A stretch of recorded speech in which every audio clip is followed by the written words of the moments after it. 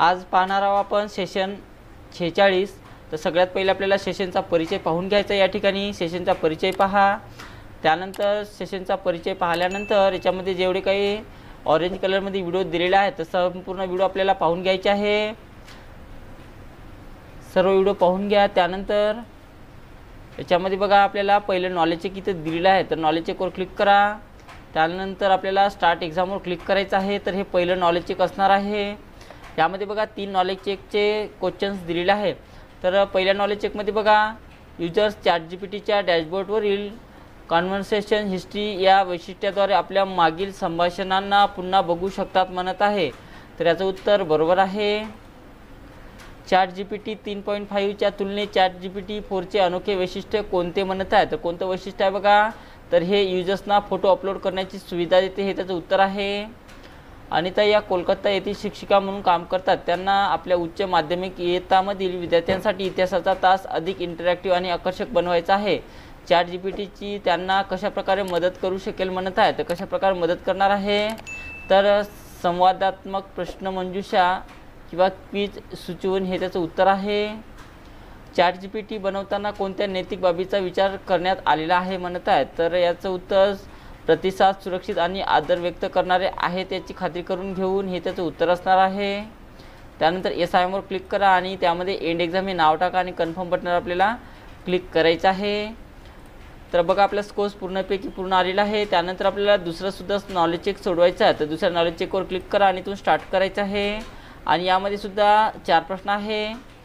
चांगले प्रतिसाद मिळवण्यासाठी ChatGPT बरोबर केलेल्या संभाषणाचा कशाचा समावेश केला पाहिजे म्हणत आहे? तर याचं उत्तर आवश्यकतेनुसार इमेज, व्हिडिओ किंवा इतर मल्टीमीडिया ॲड करून, हे त्याचं उत्तर आहे। ChatGPTला वापरकर्त्याचे इनपुट कसे समजतात म्हणत आहे? तर कशाप्रकारे समजतात?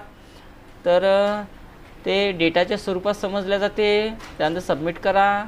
ChatGPTद्वारे मिळवलेल्या सेंटिमेंट ॲनालिसिसचा वापर व्यवसाय कशाप्रकारे वापरून घेऊ शकतात म्हणत आहे? तर कशाप्रकारे वापरून घेऊ शकतो बघा आपण? तर याचं उत्तर सार्वजनिक मत आणि ग्राहकाच्या समाधानाबाबतचा दृष्टिकोन मिळवण्यासाठी, हे त्याचं उत्तर आहे। डेटा विश्लेषणामध्ये ChatGPTची भूमिका कोणती असते म्हणत आहे? तर कोणती असते? तर हे मोठ्या प्रमाणावर असंरचित डेटावर प्रक्रिया करते किंवा त्याचा अर्थ लावते, हे त्याचं उत्तर आहे। त्यानंतर SIMवर क्लिक करा आणि यामध्ये एंड एक्झाम हे नाव टाका आणि कन्फर्म बटनावर आपल्याला क्लिक करायचं आहे। तर अशा प्रकारे आपलं नॉलेज चेक 2 कंप्लीट सोडवणं झालेलं आहे आणि स्कोरसुद्धा पूर्णपैकी पूर्ण इथं आलेला आहे। त्यानंतर आपल्याला नॉलेज चेक 3 नंबरचं नॉलेज चेक सोडवायचा, तर इथून ओके करा आणि इथे स्टार्ट एक्झामवर क्लिक करायचं आहे। याच्यामध्ये बघा 4 प्रश्न आहे। तर पहिला प्रश्न, AI कडे धोका म्हणून पाहण्याऐवजी आपण त्याच्याकडे कसे पाहिले पाहिजे म्हणत आहे? तर याचं उत्तर प्रोडक्टिव्हिटी आणि कार्यक्षमता सुधारण्याचे साधन म्हणून, हे त्याचं उत्तर असणार आहे। ChatGPTच्या विकसित होण्याच्या सर्जनशील आणि व्यावसायिक प्रकल्पामधील त्याच्या भूमिकेवर कसा परिणाम होतो म्हणत आहे? तर याचं उत्तर त्यामुळे उपयुक्त सूचना देण्याची आणि डिझाईनमध्ये मदत करण्याची क्षमता वाढते, तर हे त्याचं उत्तर आहे। पार्टीचे नियोजन करण्यात ChatGPT कोणती अनोखी मदत करू शकते म्हणत आहे? तर याचं उत्तर पहिलंच आहे सर्जनशील आणि व्यवहार सजावटीचे टिप्स देऊन, हे त्याचं उत्तर असणार आहे। करण आपल्या कुटुंबासोबत केरळला जाण्याचे नियोजन करतो आहे। ChatGPT सुट्टीच्या नियोजनामध्ये कशा प्रकारे मदत करू शकेल म्हणत आहे? तर याचं उत्तर प्रवासाचे मार्ग आणि सांस्कृतिक बाबीबद्दलची माहिती रेकमेंड करून, हे त्याचं उत्तर असणार आहे। त्यानंतर SIMवर क्लिक करा आणि यामध्ये बघा एंड एक्झाम हे नाव टाकायचं आहे आणि कन्फर्म बटनवर आपल्याला क्लिक करायचं आहे। तर अशा प्रकारे आपलं नॉलेज चेक 3 नंबरसुद्धा झालेला आहे।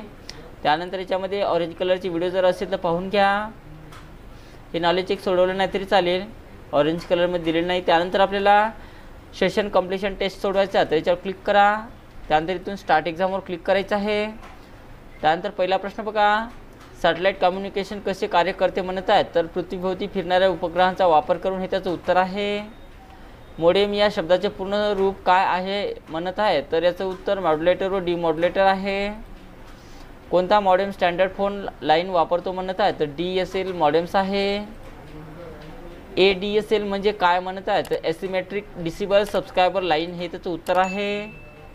कम्युनिकेशन चॅनल म्हणजे काय म्हणत आहे? तर संदेश वाहून नेणारे एक माध्यम आहे।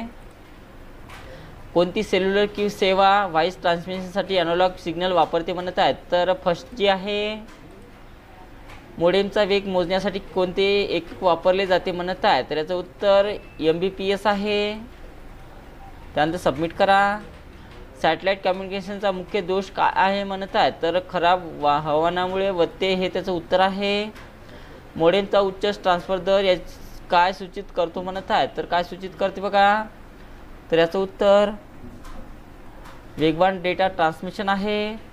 दुय्यम स्टोरेज म्हणजे काय म्हणत आहे, तर दुय्यम स्टोरेज हे